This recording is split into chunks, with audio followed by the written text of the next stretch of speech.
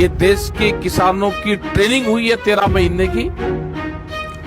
अपना तैयारी, सब तरह से अपनी तैयारी रखना, जो भी चीज बताएंगे उस पर तैयार रहना।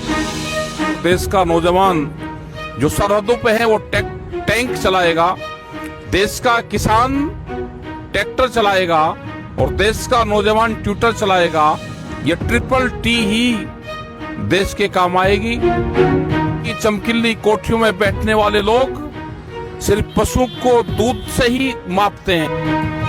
हमने बार बार कहा कि किसान अपने खेत में बेईमानी नहीं करता, वो देश को अन्न देता है। कोरोना काल में भी उसने अन्न दिया।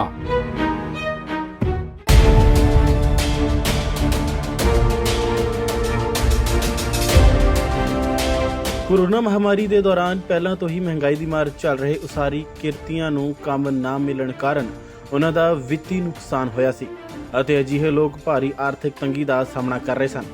ਅਜਿਹੇ ਵਿੱਚ ਮੁੱਖ ਮੰਤਰੀ ਚਰਨਜੀਤ ਸਿੰਘ ਚੰਨੀ ਦੀ ਅਗਵਾਈ ਵਾਲੀ ਪੰਜਾਬ ਸਰਕਾਰ ਨੇ ਦੀਵਾਲੀ ਦੇ ਸ਼ੁਭ ਮੌਕੇ ਤੇ ਨਿਰਮਾਣ ਅਤੇ ਉਸਾਰੀ ਕਿਰਤੀ ਭਲਾਈ ਬੋਰਡ ਨਾਲ ਰਜਿਸਟਰਡ ਸਾਰੇ ਉਸਾਰੀ ਕਿਰਤੀਆਂ ਲਈ ਸ਼ਗਨ ਰਾਸ਼ੀ ਦੇ ਤੌਰ ਤੇ 3100 ਰੁਪਏ ਦੀ ਵਿੱਤੀ ਸਹਾਇਤਾ ਦਾ ਐਲਾਨ ਕੀਤਾ। ਪੰਜਾਬ ਸਰਕਾਰ ਕੋਲ 3,17,000 ਕੰਸਟਰਕਸ਼ਨ ਵਰਕਰ ਲੇਬਰ ਹੈ ਜਿਹੜੇ ਉਹ ਰਜਿਸਟਰਡ ਹੈ ਪਰਿਵਾਰ।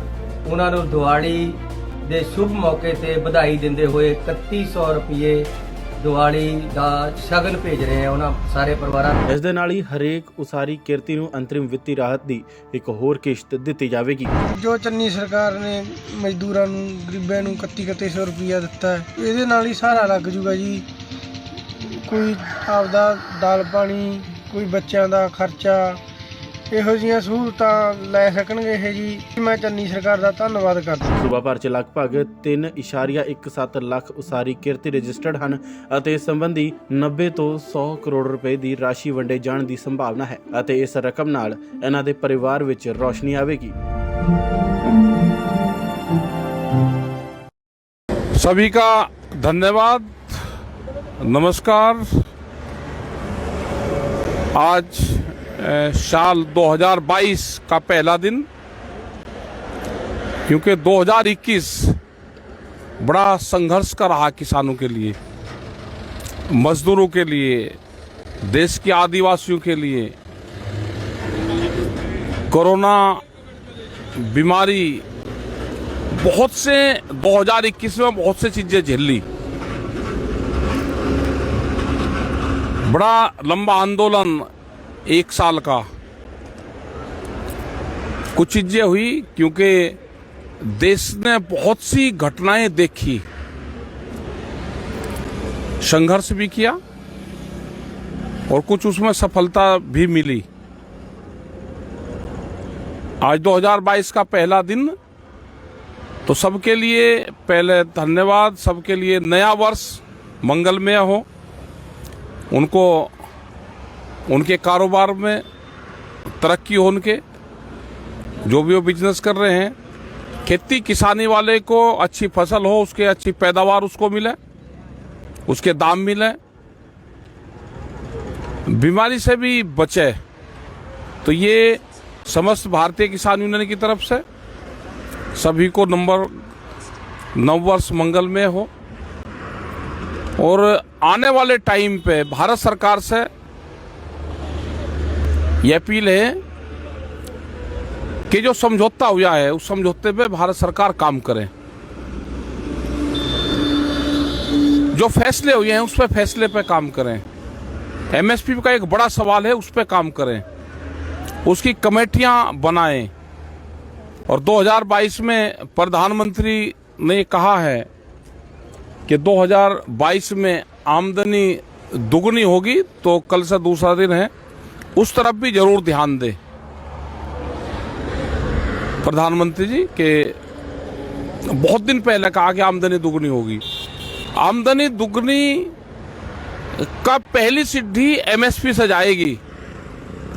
जो बिहार का किसान 800 रुपये में धान बेचता है, उड़ीसा का किसान 800 रुपये में, जो आदिवासी हैं भुवनेश्वर के पास में उन आदिवासियों के गांव में गए 800 रुपये धान बेचता है, उन पे भी काम करने की जरूरत है। जो सड़क के नजदीक के गांव हैं वे 1200 रुपए तक बेचते हैं। फसलों के रेट आते हैं तो आमदनी कैसे बढ़ेगी? तो इन सब चीजों पे ध्यान दें। जो कमेटी बनाई बनेगी उस कमेटी को बना के काम करें। और ये लोग आएंगे जरूर आपके बीच में, जो सरकार के लोग हैं, इनसे आमदनी दुगनी कैसे होगी उसका फार्मूला जरूर पूछें। दूध की पॉलिसी, ऑस्ट्रेलिया से दूध आके यहां पे आएगा क्या? देश के पशुधन को खत्म करने का एक षड्यंत्र है। देश का पशुधन खाली दूध नहीं देता, वो खेत की मिट्टी को ठीक करने के लिए फर्टिलाइजर भी देता है। लेकिन दिल्ली की चमकीली कोठरियों में बैठने वाले लोग सिर्फ पशु को दूध से ही मापते हैं। वे जो कई कई मंजिल चिकनी कोठरियों में बैठने वाले लोग, उनको ये नहीं पता कि पशु फर्टिलाइजर का भी काम करता है। क्या बाहर की कंपनी से दूध आएगा, देश का पशु बच जाएगा? ये बहुत से सवाल है। नए साल पे इन सवालों पे भी हमारे क्वेश्चन रहेंगे सरकारों से। हमने बार बार कहा कि किसान अपने खेत में बेईमानी नहीं करता, वो देश को अन्न देता है। कोरोना काल में भी उसने अन्न दिया, लेकिन दिल्ली की कलम बेईमानी करती है जब उसको भाव देना होता है। ये सब पता है। आज देश का जो नौजवान है, यूथ है, बेरोजगार होता जा रहा है। उनकी कोई नौकरी कर रहा था तो नौकरी छूट रही है, उसको रोजगार चाहिए। ये सारे सवाल है। बच्चों की पढ़ाई छूट रही है, बच्चों को एजुकेशन चाहिए, नौजवान को रोजगार चाहिए। देश में अनाज हम पैदा कर रहे हैं, उसका भाव चाहिए। ये जिम्मेदारी भारत सरकार की है, स्टेट गवर्नमेंट की है। हमको सब हम जानते हैं। आगामी कार्यक्रम भी हमारे जो हैं, हरियाणा के अभी प्रोग्राम है हमारे, कल के भी 3, 4, 5 तारीख तक हम उत्तर प्रदेश और हरियाणा में रहेंगे। और हमारे 8 तारीख से 8, 9, 10, 11 तक बिहार में हम रहेंगे, वहाँ के प्रोग्राम है। फिर 16, 17, 18 इलाहाबाद के प्रोग्राम रहेंगे। और उसके बाद में 21, 22, 23 राजस्थान के प्रोग्राम रहेंगे। ये प्रोग्राम अभी हमारे हैं। इसी बीच में कुछ और भी खाली दिन रहेंगे तो उसमें भी प्रोग्राम करते रहेंगे। ये देश के किसानों की ट्रेनिंग हुई है 13 महीने की। अपना तैयारी, सब तरह से अपनी तैयारी रखना। जो भी चीज़ बताएंगे उस पर तैयार रहना। SKM की 15 तारीख की मीटिंग है, आगे के फैसले उसमें ही हम बताएंगे। अपने जैसे ट्रैक्टर है पहले ही दिन, क्योंकि ट्रैक्टर ही इस आंदोलन को जो मजबूती दिलवाई है उस ट्रैक्टर ने दिलवाई।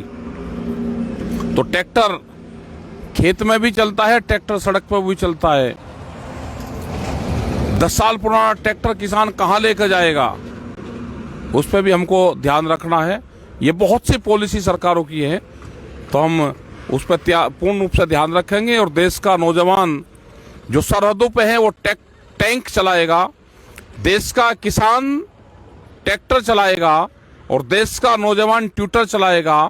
ये ट्रिपल टी ही देश के काम आएगी। सबका धन्यवाद। जय हिंद, जय भारत।